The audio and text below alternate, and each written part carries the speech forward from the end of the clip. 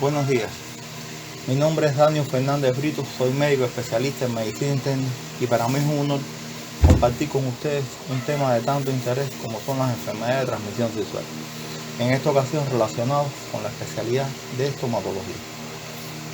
Antes de comenzar, les muestro el sumario de la actividad. Como ven, trataremos en un primer momento aspectos generales de las enfermedades de transmisión sexual. Seguidamente veremos algunos elementos de las más frecuentes, puntualizando los relacionados al agente etiológico y las manifestaciones clínicas dirigidas fundamentalmente a la cavidad bucal. Comenzaremos con el concepto. Enfermedades de transmisión sexual, alguna vez llamadas enfermedades venéreas, se definen como un grupo de patologías causadas por diversos agentes infecciosos, como las bacterias, hongos y virus que se adquieren durante la actividad sexual. En 1998, la Organización Mundial de la Salud consideró más apropiado cambiar el término enfermedades por infecciones, dado que muchas de ellas transcurren de manera asintomática. En relación a la epidemiología, la mayoría de los adultos del mundo adquieren al menos una infección de transmisión sexual. En los países en vías de desarrollo, donde habita 3/4 partes de la población mundial y ocurre 90% de las enfermedades de transmisión sexual, ciertos factores aumentan sobremanera la predisposición a padecer las enfermedades resultantes de prácticas sexuales sin protección, como el crecimiento de la población, sobre todo adolescentes y adultos jóvenes, las migraciones de las zonas rurales a las urbanas, las guerras, la pobreza. En los países industrializados, el temor a la infección por VIH desde mediados de la década del 80, combinado con las amplias intervenciones sobre los comportamientos y la mejor organización de los sistemas asistenciales para las enfermedades de transmisión sexual curable, ayudaron a detener la transmisión de estas enfermedades. Sin embargo, todavía persisten focos de transmisión hiperendémica en el sureste de Estados Unidos y la mayor parte de las ciudades importantes de este país. Los índices de gonorrea y sífilis siguen siendo más altos en Estados Unidos que en cualquier otro país industrializado occidental.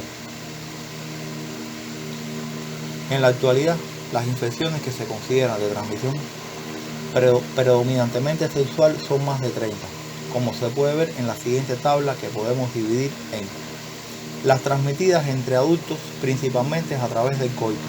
En este grupo es de destacar la Neisseria gonorrhoeae, la clamidia trachomatis, el treponema pálido, el VIH, el virus del herpes simple 2, el virus del papiloma humano, entre otros. Las de transmisión sexual descritas de forma repetida, pero no bien definida, o que no es el modo predominante de transmisión, donde se destaca la Candida albicans, los citomegalovirus, el virus del Epstein-Barr, el virus del herpes simple 1, entre otros. Y están los transmitidos por contacto sexual oral fecal, de importancia decreciente entre varones que tienen contacto sexual con varones, señalando la Giardia lamblia, la Shigella, el virus de la hepatitis. Entre estos gérmenes, 8 se han vinculado a la máxima incidencia de enfermedades de transmisión sexual. De ellos, 4 se pueden curar: sífilis, gonorrea, clamidia y trichomoniasis. Las otras 4, virus de la hepatitis B, virus del herpes simple, el virus del papiloma humano y el VIH, son enfermedades víricas incurables, aunque existen tratamientos capaces de atenuar o modificar síntomas o la enfermedad. Las vías de propagación de estas enfermedades son el sexo vaginal, anal u oral. Otras vías, como sangre y los hemoderivados, de madre a hijo durante el parto o el embarazo, como la sífilis, la hepatitis B, el VIH, la clamidia, la gonorrea, el herpes y el virus del papiloma humano. Todas estas infecciones de transmisión sexual suelen tener manifestaciones en la cavidad bucal. Por lo tanto, se considera necesario que el odontólogo tenga amplios conocimientos de las mismas, para así identificar y diagnosticar a tiempo dichas patologías, previniendo su contagio y progresión.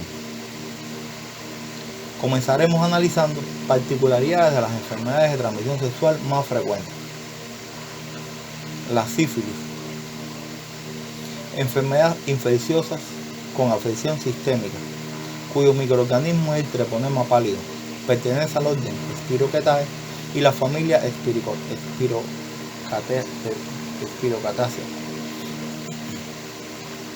La morfología de dichos microorganismos son de diámetro exiguo, de morfología enrollada, presentan un movimiento ondulatorio y enrollado sobre su eje central. La forma de transmisión es por contacto sexual de forma congénita a través de la placenta, por transfusiones de sangre humana contaminada y por inoculación directa. La historia natural de la sífilis se desarrolla en 3 fases: primaria, secundaria y terciaria. Cada una de estas genera afecciones sistémicas y en la cavidad bucal. La sífilis primaria. Las manifestaciones aparecen entre los 10 días y los 2 meses después del contacto. La lesión característica es el chancro sifilítico en el lugar de inoculación. Úlcera de bordes indurados, redondeada, de color rosa pálido. Esta lesión tiende a agravarse con edema y linfadenopatías regionales bilaterales. En la mayoría de las ocasiones es muy difícil diferenciarla de otras enfermedades, como las lesiones herpéticas o el carcinoma. 2/3 de los chancros extragenitales son orales y periorales. En las imágenes que se muestran se puede ver dicha lesión en el dorso de la lengua.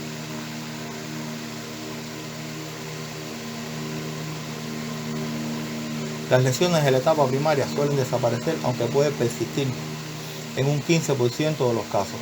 En el 75% de los enfermos suele tener lesiones cutáneas exantemáticas. Las características son una erupción macular de color rosáceo que a medida que avanza produce lesiones pustulosas, papulares, liquenoides, nodulares o ulcerativas y urticaria uniforme y granulomatosa en tronco y extremidades, así como linfadenopatías generalizadas, artritis, uveitis, gastritis o meningitis. Las manifestaciones orales de este estadio están presentes entre un 33 y un 50% de los pacientes, siendo las placas mucosas y la angina sifilítica las más frecuentes y más raras las placas lisas y las placas opalinas, placas blanco-grisáceas poco sobrelevadas e indolores, que pueden ser fácilmente confundidas con otro tipo de lesión asociada a excitantes externos. En la presente se muestran dichas lesiones. Le sigue una etapa latente, la cual le sigue a la etapa secundaria, donde puede pasar un tiempo en el que no se aprecia ningún síntoma o signo clínico de la enfermedad, y esta únicamente podrá ser diagnosticada mediante serología. Existe una etapa latente temprana y otra etapa tardía. Entre un 50 y un 70% de los pacientes en etapa latente quedan estabilizados y nunca vuelven a sufrir manifestaciones de la enfermedad. El resto evolucionará al periodo terciario. La sífilis terciaria, también conocida como sífilis tardía o vomatosa, aparece en un 30% de los casos no tratados. Puede darse entre 4 y 25 años tras el contagio de la enfermedad. Es un periodo de inflamación lenta y crónica manifestada por combinaciones de lesiones granulomatosas y endarteritis de pequeños vasos. Se presentan los llamados VOMAs, lesiones de tejido de granulación indoloras de tamaño variable y que tienden a ulcerarse, reblandecerse o reabsorberse y cicatrizar de forma de esclerosis. Se consideran lesiones cancerizables, sobre todo en lengua, glositis intersticial, dato importante de la práctica odontológica. Hay 4 grandes grupos de cuadros clínicos: síndromes cutáneos, síndromes óseos, síndromes cardiovasculares y síndrome del sistema nervioso central. Los VOMAs esqueléticos originan periostitis y focos osteomielíticos con perforaciones, por ejemplo, el tabique nasal, el velo del paladar y el paladar duro, lo que ocasiona manifestaciones clínicas llamativas a tener en cuenta en odontología. En la imagen se muestra a un paciente con una lesión perforativa del paladar. Para el tratamiento de dicha patología se debe aplicar antibiótico-terapia lo más pronto posible, con penicilina G benzatínica en dosis de 2.4 millones de unidades inyectadas por vía intramuscular en una sola sesión. En pacientes alérgicos a la penicilina en fase primaria y secundaria se recomienda doxiciclina bioral 100 miligramos por 21 días, y en fase tardía o terciaria es recomendable desensibilización para tratar con penicilina. La gonorrea es otra de las enfermedades de transmisión sexual frecuentes en la población. El agente causal es la Neisseria gonorreae, un coco gram negativo que se presenta siempre en parejas diplococos aeróbicos y o anaeróbicos facultativos. Tiene la capacidad de infectar principalmente las mucosas uretral y genital y se contagia por contacto sexual directo genital, orogenital o rectal, exceptuando la conjuntivitis gonocócica que contraen los recién nacidos durante el parto o raramente personas que comparten ropa interior o de aseo. Las infecciones pueden ser desde tan leves que pasen desapercibidas hasta producir una septicemia grave. La lesión más importante dentro del campo de la odontología es la faringitis gonocócica, producida únicamente por relaciones orogenitales en hombres, siendo asintomática generalmente. En ocasiones puede producir faringitis exudativa o adenitis cervical, así como pseudomembranas. A diferencia de otras localizaciones, su respuesta al tratamiento es muy deficiente, siendo una enfermedad autolimitada en unas 4 o 6 semanas. Esto la convierte en un reservorio importante de bacterias que a menudo se relaciona con práctica de sexo oral. Esta es la única manifestación de la enfermedad que influye en la odontología, demostrando una vez más la importancia de una buena exploración. En la literatura se han descrito que un 9.8% de los hombres que mantienen relaciones sexuales están infectados con Neisseria gonorrhoeae, siendo posible el contagio bidireccional en las relaciones orogenitales. En la imagen se muestra un paciente con una faringitis gonocócica. Continuamos con la clamidia. Enfermedades producidas por la clamidia trachomatis, bacteria intracelular obligada, de pequeño tamaño que por mucho tiempo llegó a confundirse con virus, redondeada, gran negativa, que carecen de péptido glicano en la pared celular, que es incapaz de producir ATP y por esta causa dependen de las células infectadas. La clamidia trachomatis muestra predilección por las células epiteliales columnares y en la mayoría de los pacientes permanece en la mucosa ocular, nasofaringia, cervical uterina, uretral y rectal. En la imagen se muestra un paciente infectado con dichos agentes. El virus del papiloma humano se presenta en aproximadamente un 75% de la población, sexualmente activa a lo largo de toda su vida. Pertenece a la familia de los papovavirus, dentro del cual se encuentran los papilomavirus y los poliomavirus. La estructura tiene forma icosaédrica, no encapsulada, de 52 a 55 nanómetros de diámetro. El genoma es ADN en doble cadena. Las manifestaciones clínicas que se relacionan con la infección por este virus es la formación de crecimiento benigno, verrugas o papilomas que pueden aparecer en cualquier parte del cuerpo. La vía de transmisión del virus del papiloma humano es diversa y puede ocurrir por vía perinatal, por infección transplacentaria, por líquido amniótico, por sangre, por contacto sexual, por autoinoculación y como dato importante en la odontología, algunos autores sugieren una posible transmisión por saliva. En la actualidad se estima que aproximadamente un 75% de la población sexualmente activa adquiere la enfermedad. El virus del papiloma humano es el responsable, junto con factores genéticos y medioambientales, del 100% de los cánceres de cuello uterino, escamosos y glandulares, así como está relacionado con el 90% de los cánceres anales y el 40% de la vulva y el pene. En la actualidad está siendo estudiada la relación con el cáncer orofaríngeo. Aunque la principal manifestación son las verrugas en el área genitoanal, este virus infecta células epidérmicas y mucosa de la cavidad oral, produciendo proliferación en todas las capas de la epidermis, excepto la basal, apareciendo acantosis, papilomatosis, hiperkeratosis y parakeratosis. El aspecto clínico de las lesiones orales por el virus del papiloma humano va desde violáceo a blanquecino, dependiendo del grado de queratinización que adquiere la zona superficie rugosa de bordes pronunciados irregulares, sésiles o pedunculadas, únicas o múltiples y generalmente asintomáticas, pequeñas y no superan el centímetro, aunque se han descrito lesiones de hasta 3 centímetros. Se pueden presentar a cualquier edad y pueden aparecer en cualquier parte de la cavidad bucal, siendo el sitio más frecuente la localización de cara interna del labio, paladar duro y blando, úvula y borde lateral de la lengua. El periodo de incubación puede ir desde 3 meses hasta varios años. No es un factor oncogénico por sí solo, sino asociado a otra serie de factores, hábitos nocivos, carencias nutricionales, factores genéticos, factores inmunitarios, entre otros. Este motivo ejerce sobre el clínico una responsabilidad de concienciar a los pacientes con manifestaciones orales del virus del papiloma humano para mantener un seguimiento y prevención ante malignizaciones de la mucosa oral. En las imágenes se le muestran lesiones con las características antes mencionadas.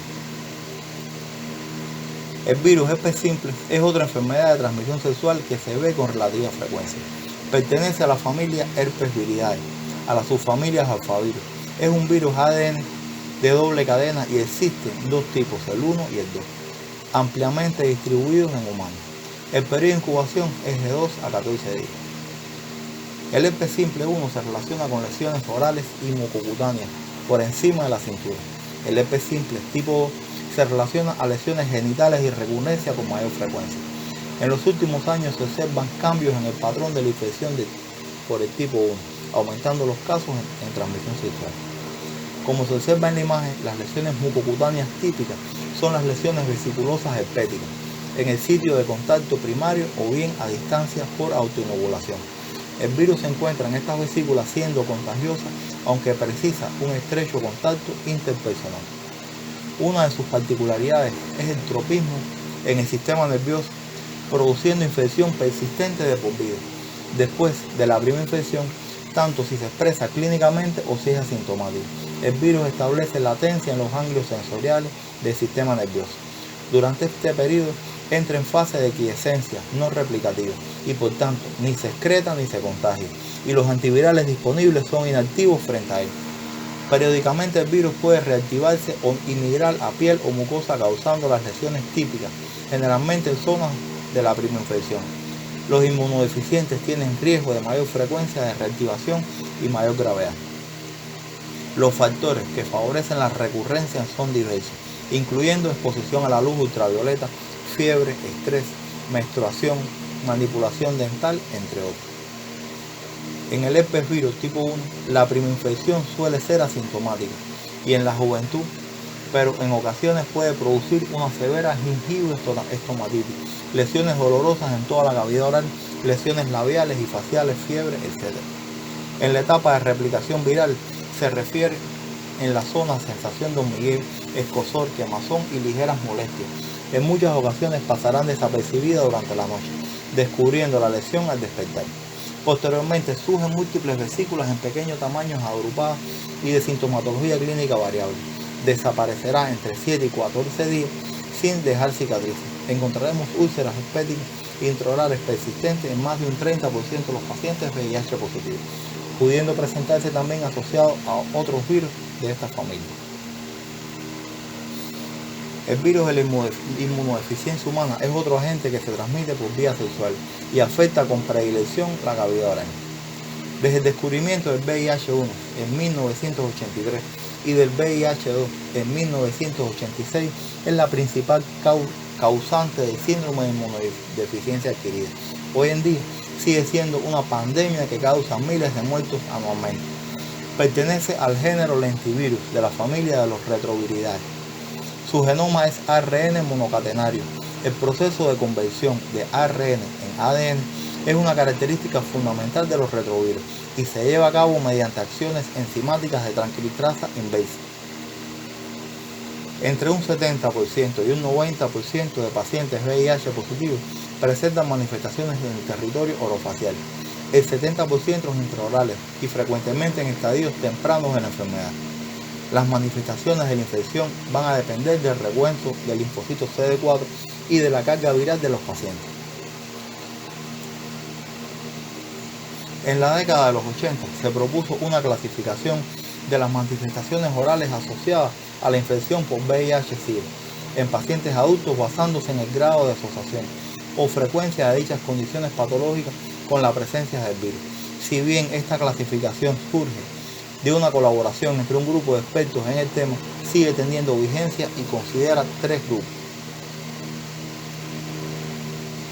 El primer grupo, lesiones fuertemente asociadas a la infección por VIH, donde tenemos la candidiasis, ya sea eritematosa o pseudomembranosa, la leucoplasia vellosa, el sarcoma de Kaposi, el linfoma no Hodgkin, enfermedades periodontales, gingivitis, eritema gingival lineal, gingivitis necrotizante y periodontitis necrotizante.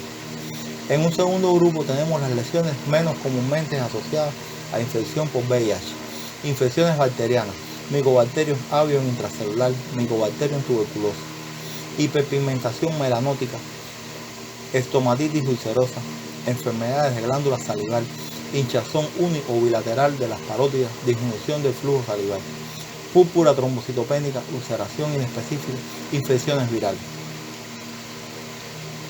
Y un tercer grupo, lesiones vistas en infección por VIH, infecciones bacterianas, actinomicosis israelí, Escherichia coli, Klebsiella, neumonía, enfermedades por arañazo de gato, reacciones a fármacos, ulceraciones, eritema multiforme, lesiones liquenoides, epidermolisis tóxica, angiomatosis epitelial, infecciones fúngicas no asociadas a cándida, Cryptococcus neoformans, Geotrichum candidus, Histoplasma calculatum, Mucorrhizae, Aspergillus flavus, alteraciones neurológicas, parálisis facial, neuralgia de trigéminos, infecciones víricas.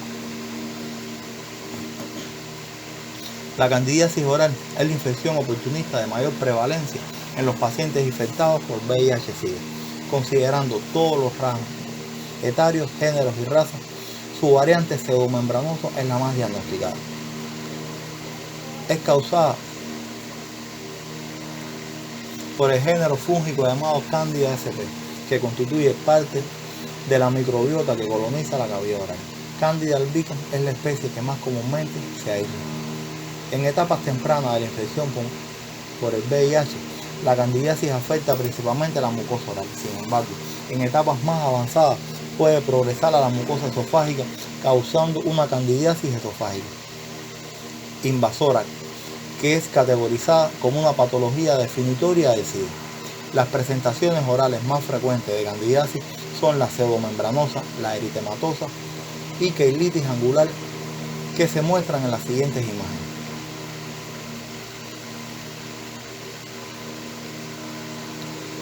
La leucoplasia pilosa es una infección oportunista producida por la reactivación desde el estado latente del virus de la Epstein-Barr. Es una lesión hiperplásica benigna de color blanquecino que no se desprende al raspado y que se ubica usualmente en los bordes laterales de la lengua, de forma bilateral o unilateral, aunque también pueden encontrarse en sus superficies dorsal y ventral. Se describe con un patrón hiperplásico, vertical o corrugado. En la imagen se muestran este tipo de lesión en el borde de la lengua. El sarcoma de Kaposi es una enfermedad angioproliferativa multicéntrica de origen endotelial, con una patogenia y una expresión clínica bastante heterogénea y un tipo de crecimiento que está directamente relacionado con la respuesta inmune de los hospederos. Comienza como una reacción antiinflamatoria, hiperplásica reactiva y un proceso angiogénico que evoluciona a un sarcoma. Con mayor frecuencia se localiza en el paladar, encía y dorso lingual y es reconocido como una neoplasia definitoria del SIDA en individuos infectados por VIH. En la imagen se muestra esta tumoración de gran tamaño. El linfoma no Hodgkin corresponde a la segunda neoplasia maligna en frecuencia en pacientes con enfermedades por VIH-Sida, luego del sarcoma de Kaposi. Pertenece a un grupo heterogéneo de desórdenes linfoproliferativos de células B, T o natural killer y es reconocido como una neoplasia definitoria del SIDA en individuos con infección por VIH. El linfoma no Hodgkin se presenta como masa de tejido blando con o sin ulceraciones y necrosis tisular que usualmente involucran la mucosa gingival palatina y alveolar y la región de las amígdalas tonsilares. Cuando se presenta como una tumoración, sus bordes son elevados, abollanados, anfractuosos y firmes. La enfermedad periodontal se asocia a la infección por VIH e incluye el eritema gingival lineal y las enfermedades periodontales necrosantes que pueden subclasificarse en gingivitis ulceronecrosante y periodontitis ulceronecrosante, las que se consideran distintos estadios de la misma enfermedad. El virus del papiloma humano presenta un amplio espectro de manifestaciones clínicas afectando en estructuras cutáneas y mucosas del cuerpo. De acuerdo a los reportes de la literatura médica, la infección por virus del papiloma humano se manifiesta clínicamente en distintas zonas anatómicas, entre las que incluyen el tracto anogenital, uretra, piel, laringe, mucosa traqueobronquial, cavidad nasal, senos paranasales y cavidad oral. En la imagen se muestra una lesión típica provocada por este virus.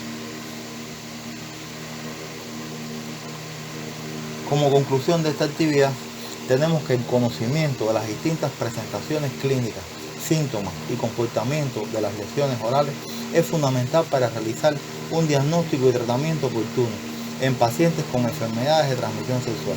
por lo que es de vital importancia para el estomatólogo estar actualizado en estos temas. Muchas gracias.